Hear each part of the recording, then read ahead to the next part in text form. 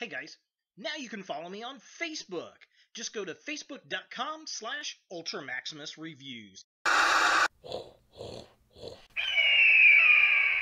Oh, hey, it's Batman! That is not Batman. No,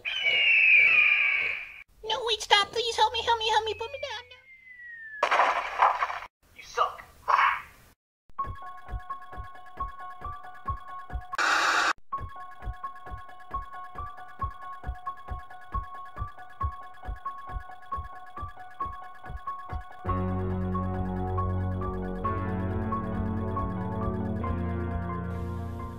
Hello YouTube, Ultra Maximus back with another 31 horror toys in 31 days! And today we're taking a look at an Arkham Knight figure, and it's Man-Bat from DC Collectibles. Now, I picked this up at my local Think Geek at the Greenwood Park Mall on the south side of Indianapolis. And I got this, it was in the summertime, I think, when I picked this up, and they had this guy on sale for $25, and I couldn't pass it up. They had two of them, and I was like, you know what, this is perfect for 31 horror toys, and I went ahead and snatched this bad boy up. So let's go ahead and take a look at the packaging.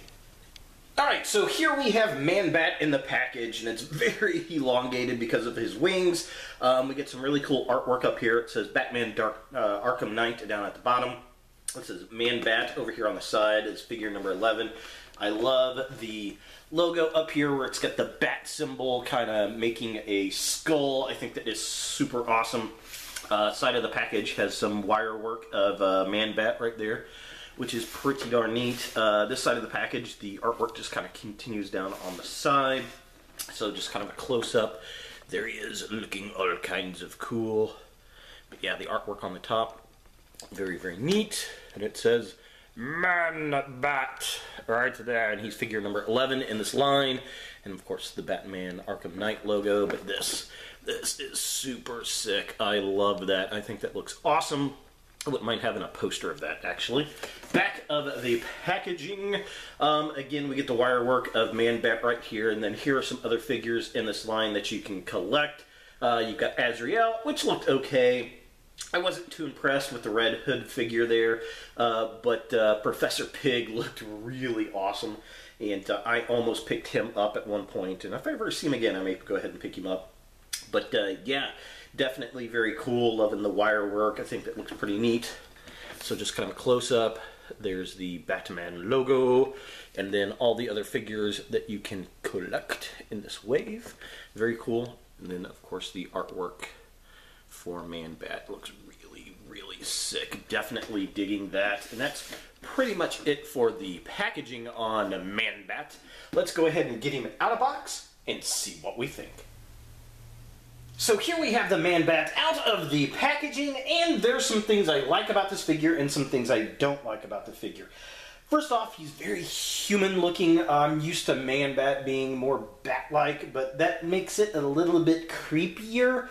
And I like how he's got all of the little medical instrument things all over him attached still. The ones on the right arm look really good, but what's annoying is over here, the attachments in his elbow are just painted on, and it looks really, really cheap compared to the rest of the figure.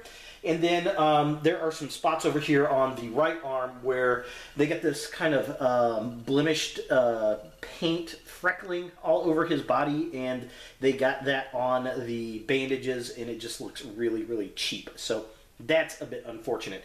Also, there's some articulation issues I have with the figure, which kind of bother me a little bit. It just, I don't know, just a little bit bothersome. But overall, I think the figure looks neat. It's very, very well done.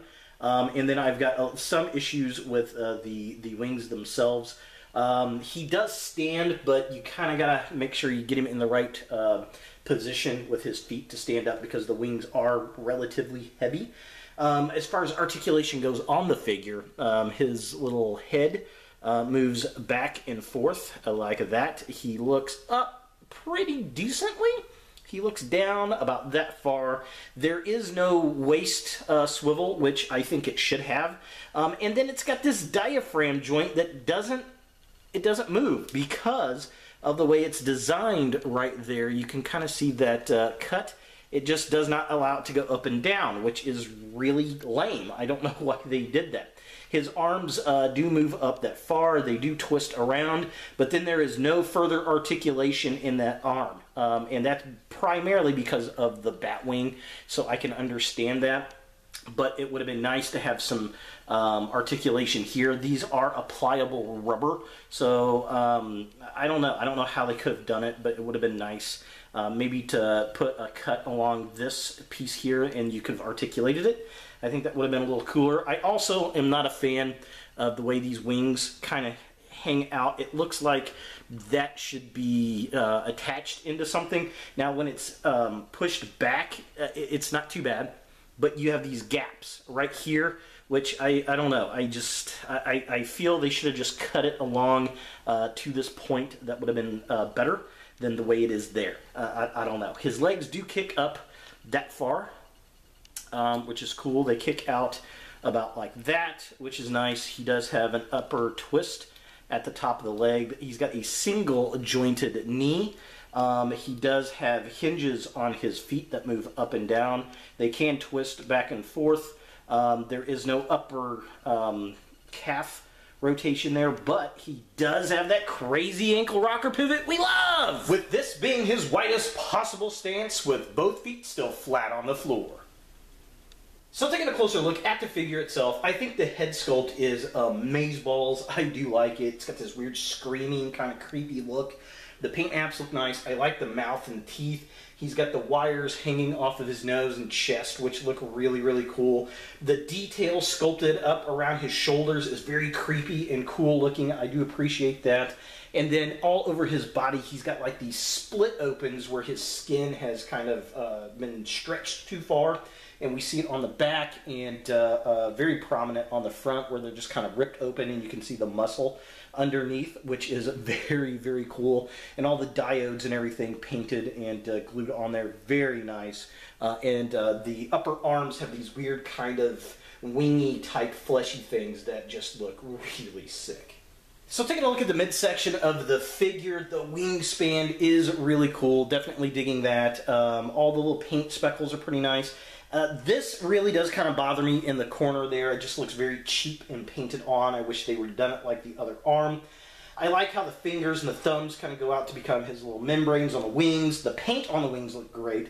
I love the bandages painted on, or sculpted on there, but the paint with the speckles there kind of bother me.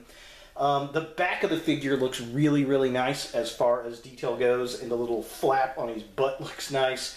Everything looks pretty decent except for that painted on bandage set and wires on his left elbow, and then the bad paint job on the other side. And he's got the kind of fleshy wing things on the insides of his legs, which look really, really cool. But yeah, the wings are probably my favorite part of the figure. They definitely look very bat-like, very leathery. It's a nice, soft, pliable rubber, and the wrinklage is very cool. And finally, taking a look at the legs of the figure, again, we can kind of see the bottom of the bat wings, the paint, very, very cool. How the fingertips kind of roll out there, very nice. The feet are okay. They're kind of elongated in a funky pattern, and then they kind of go into the pointed little tips on his toenails, his little toenails. But you've got to get him up on the balls of the feet. You can't have the toes flat, otherwise he won't stand. Again, I like the fleshy ribbons on the inside of his legs. Those look really, really nice. And I'm surprised at how well this thing actually holds up the weight of the wings. For comparison, here we have the DC Collectibles Man-Bat with the Hush DC Collectibles Scarecrow and the Mattel Dark Knight Returns Batman. As you can see, he is taller than both of the figures. His wingspan is really wide, which is very, very nice. And, I like the figure. There's some articulation issues and some slight paint issues. But overall, it's not a bad interpretation of the character, even though I still like my Man-Bat more battish than man. So is the DC Collectibles Man-Bat from Arkham Knight something that you want in your Batman collection or DC collection? I'm going to say maybe. If you collect all the Arkham video game stuff, this is probably something you're going to want to get to round out the villains. If you are a fan of the Man-Bat, this is a pretty decent interpretation of him, and it's different than what we've seen before. This would not be my personal go-to first for Man-Bat. The only reason I did pick him up is because it was on sale for $25, and for that price, I'm happy with the figure. However, with the lack of some of the articulation and the fact they put articulation in that you can't use on the waist is kind of bothersome. The painted on bandages on the left elbow look really cheap to me. And then there's a little bit of paint splatter on the other side. And I can overlook that one because at least they sculpted those bandages and wires in. And then the wings, I think, needed to be recut a little bit differently.